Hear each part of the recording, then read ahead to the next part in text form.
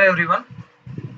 In this first lecture on reproductive health, we are going to discuss about one important problem, that is population explosion, and how it can be regulated by using various birth control methods. So here, before going into the details of the population control through these birth control methods, when you just look into the definition of reproductive health, it is a total well-being in all aspects of reproduction, that is physical aspects, emotional aspects, behavioral aspects, as well as social aspects. So when one person is well in these all aspects, then only that person is considered as reproductively healthy. Or a society, when having well-being with respect to all these aspects, then that society is considered as reproductively healthy society. There are so many problems related to the reproductive health, and there are various strategies to overcome these problems. In India, there is a program called a family planning program, which was initiated in 1951.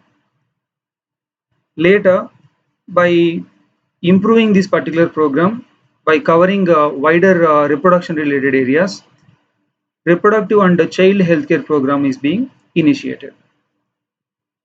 So the importance of this RCH program is to handle the problems, to solve the problems related to the reproduction. These problems include the prenatal and postnatal care of mother, and postnatal care of and even prenatal care and postnatal care of the child, and creating awareness related to the various reproduction related problems. So this awareness can be created among the people about these reproduction related aspects, particularly about overpopulation, sex abuse, and sex related crimes, by using audio visual and print media. Parents, close relatives, teachers, and friends are also having important role in creating this awareness. Introduction of sex education in the schools is also part of the creation of the awareness only. Educating fertile couple and marriageable group about birth control options, care of pregnant mothers and postnatal care, or maybe importance of breastfeeding, and about equal opportunities of to male as well as a female child. So all these are the part of these various programs initiated. Now, coming to the population growth in India from 1901 to 2019, this is how the population growth was. And in India, the population was around 1.26 billion in 2013, and it is 1.35 billion or 135 crore in the year 2019. And in 2019, the world population was 770 crores, which means every 6 person in world is Indian only. And we know India is the second highest with respect to the population after China. Now coming to the population growth rates, it is around 1.7% per year in the year 2001, which means for every 1000 individuals, for example, 17 new individuals will be added per year. That's how the population growth is. So when the population increases with this particular growth rate, it can be doubled for every 33 years, which means in just 33 years only, this population can be doubled. So there are various birth control methods to control the population. So one of the important strategy for controlling population is controlling the birth only. Contraceptive method means birth control method, and the method can be considered as the ideal contraceptive or ideal birth control method when it is user friendly. That is, it has to be easily usable, and it must be easily available. It must be available to everyone. It must be effective with respect to preventing pregnancy, and it has to be reversible, and it should have no side effects, or at least side effects have to be there. Then only that particular method can be considered as ideal contraceptive method. The contraceptive methods are classified into these five particular categories, which include natural methods, barrier methods, intrauterine devices, pills, implants, and injections, surgical methods. And under natural methods, we are going to discuss about the periodic abstinence, coitus interruptus, lactational amenorrhea. And under barrier methods, we are going to discuss about the condoms, valves, diaphragms, and cervical caps. And in the intrauterine devices, we'll be discussing about non-medicated, copper releasing, and hormone releasing IUDs. Vasectomy and tubectomy are the methods which we are going to discuss under surgical methods. Coming to the first method, that is natural methods, periodic abstinence is one of the important natural method. Here, in the menstrual cycle, we understood that on the 14th day, in the 28-day menstrual cycle, the ovulation can occur. But there may be some variations in this. So by considering various factors, we understood that 10 to 17 days in the menstrual cycle is actually considered as the fertile period. So avoiding or abstaining from the coitus from 10th to 17th day of menstrual cycle can be one of the important birth control method. So this is called a periodic abstinence, or it is also called a rhythm method or a calendar method. Second important method is coitus interruptus or withdrawal method, where there will be a withdrawal of the penis from the coitus just before the ejaculation. That is, the coitus is interrupted before the ejaculation process, or there will be withdrawal of the penis before ejaculation. That's why it is called withdrawal method. And in lactational amenorrhea, this is absence of menstrual cycle, that is amenorrhea during intense lactation. After parturition up to 6 months, due to the intense lactation in the mother, there will not be menstrual cycle. And the reason behind this absence of menstrual cycle is prolactin or mammotropin or lactogenic hormone. So the importance of this particular hormone is to act on the mammary glands and making the release of milk from the mammary glands. In addition to that, it also acts as luteotropin. That is, it acts on the corpus luteum. Coming to the advantages of these natural methods, no side effects. So there are no usage of any kind of chemicals or nothing. That's why there are no side effects at all. But the disadvantage is the high chances of failure. When it comes to the barrier methods, here barriers will be used that prevent the meeting of sperm with the egg. In the case of male and female, condoms are the barrier methods which are made up of rubber or latex sheath. So this one is the male condom and this one is a female condom, and they are actually disposable. Now coming to the diaphragms, cervical caps, and the valves, which are all used in the female. These are all the barrier methods used in the female. They are also made up of rubber and they'll cover the cervix. Say here you can see the diaphragm. This is the diaphragm is, and it is being used along with the spermicide. So this is the vagina and this one is the cervix. So it is covering the cervix region. So when the diaphragm or cervical cap or vault, when these are used along with the spermicidal creams, which means sperm killing creams or jellies or maybe foams, these methods can be more effective. They are reusable. So unlike condoms, they are actually reusable, but the condoms are actually disposable. Advantages of these methods include there are no side effects. So no specific chemicals and all used here, therefore no side effects here. Very importantly, they can protect from the sexually transmitted diseases like syphilis and other diseases. They are self-inserted. No expert is required, and they can be inserted by the same individual. That's self-insertable, and therefore there will be privacy for the user.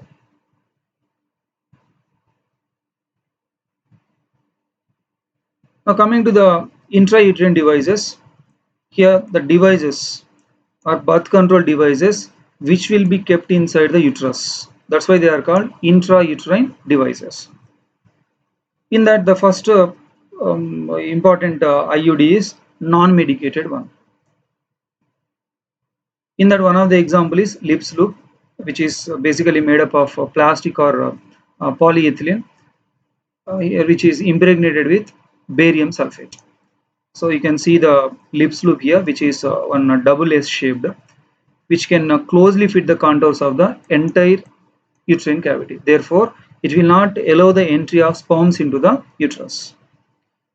In addition to that, these non-medicated IUDs can cause sterile inflammatory response, which can increase the phagocytosis of the sperms.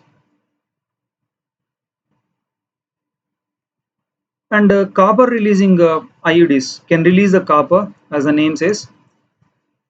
This copper can suppress the sperm motility.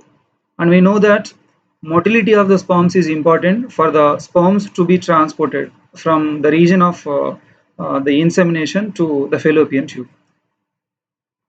So when this motility comes down, the chance of fertilization will be decreased. So basically, copper releasing IUDs are made up of copper wire or copper sleeves, which are put on some kind of plastic frame.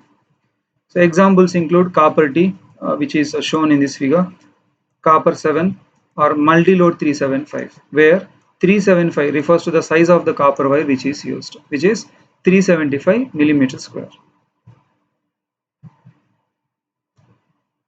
Third kind of IUDs include hormone releasing IUDs, where the IUD will release the hormones.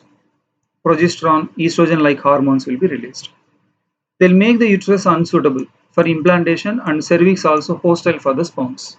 Therefore, there will not be fertilization. If fertilization occur also, there will not be implantation. The examples include progestasert, which release the progesterone hormone. So it consists of 38 milligrams of progesterone and release 65 micrograms per day. So slowly it releases the progesterone into the blood. LNG20 is another important hormone releasing IUD, which consists of 52 milligrams of levonorgestrel, which is one synthetic progesterone. So the principle behind this one is also same as this progestasert. So overall, they'll prevent implantation and the fertilization also.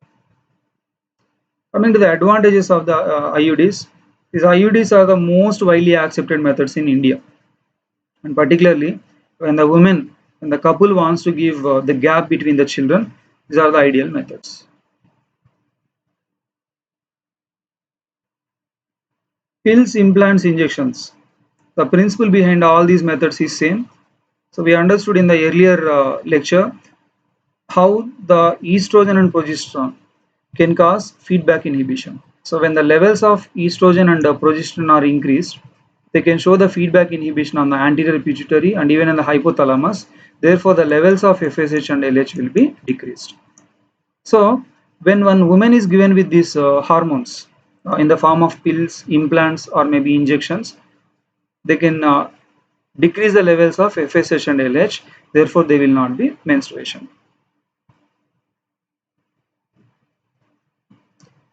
So yeah, in the case of pills, they have to be taken daily for a period of 21 days. So here you can see totally this is the 28-day menstrual cycle when you just look into that. Preferably, the intake of these hormones will be started during one of the day of the first 5 days. Say for example, the intake is being started from the third day. Now they'll be continued for a period of 21 days. After that, there will be gap of 7 days. So 21 plus 7. So totally 28-day cycle. Again there will be intake of the pills. So they can inhibit the ovulation process and even the implantation also. They can alter the quality of cervical mucus. Therefore, the sperms will be retarded in the cervical mucus itself.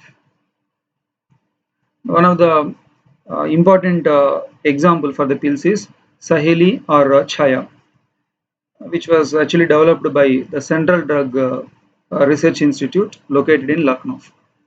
So yeah, basically they possess one non-steroidal preparation. So here the pills consist of these hormones which are steroidal in nature, but Saheli or Chaya possess non-steroidal preparation, that is centromen or ormeloxifene. This is the drug which is used in the Saheli. This particular chemical can block the estrogen receptors present in the uterus. Therefore, the implantation will be prevented. So it's once in a week pill, unlike these other pills. So the important advantage of this Saheli is it has very lesser side effects because it is non-steroidal in nature. So here you can see the implants. The principle behind the implants is also same as the pills. So here implants will be inserted under the skin. They will release the hormones. So the effect of the hormones will be same as what we have discussed here. And the same hormones can be given in the form of injections. And coming to the emergency situations, progestogens or progestogen estrogen combinations, or maybe IUDs, intrauterine devices, within the 72 hours of coitus can act as emergency contraceptives. So in the cases where the pregnancy has to be prevented, as in the case of rape and all, these contraceptive methods will be used. And when it comes to the surgical methods, in the male it is called the vasectomy, where vaso refers to the vas deferens, tomy refers to the cutting. So here vas deferens will be cut and tied back. Therefore, the spermatogenesis will not be affected, but sperms will not enter into the urethra, ejaculatory duct and the urethra. So semen does not consist of sperms. The semen consists of only the secretions from seminal vesicles, this prostate gland as well as bulbourethral gland. And coming to the tubectomy, which is performed in female, here the female oviduct, that is a fallopian tube, will be cut and tied back. Therefore, ovulation will not be affected. So ovulation will be as usual, but sperm cannot enter into the fallopian tube. Therefore, there will not be fertilization. The advantage of the surgical methods is they are highly effective. The chance of failure will be very less. And the disadvantage is poor reversibility.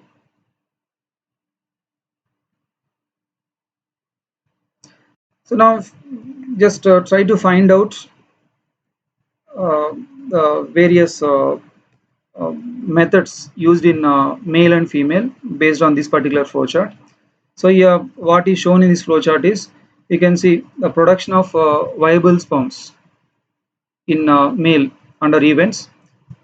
Once these viable sperms are produced, they will be transported down the male duct, that is in the seminiferous tubules the sperms will be produced and they will be transported to the urethra.